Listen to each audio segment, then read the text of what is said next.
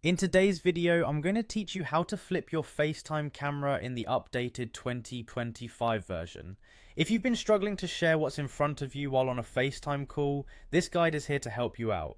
Let's dive straight in and get started.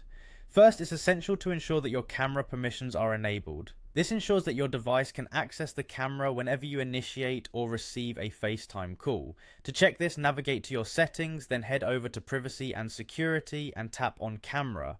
Here, you'll want to make sure that FaceTime has been granted permission to use the camera. If FaceTime isn't listed or unchecked, be sure to allow it to prevent any disruptions during your video calls. Next, one important step to a smooth experience is keeping your device updated.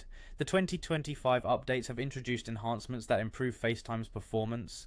To check if your iOS is up to date, go to Settings, then General, and select Software Update. If there's an available update, it's strongly recommended to install it because these updates not only provide new features, but also fix bugs and security issues. Now that your permissions and software are in order, it's time to make or receive a FaceTime call. Once your call is connected, you'll want to bring up the controls on your screen. During the call, tap anywhere on the screen and this will reveal the call controls, which are typically located at the bottom or the side of your screen depending on your device orientation.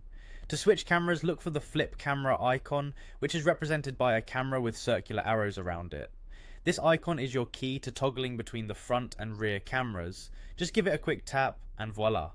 You're now switched to the other camera, allowing you to show whatever you'd like during the call. Sometimes you may notice a slight delay in switching. This is entirely normal, particularly if you're on an older device or perhaps a slower network connection. It might take a second or two for the camera to switch, so a little patience can go a long way.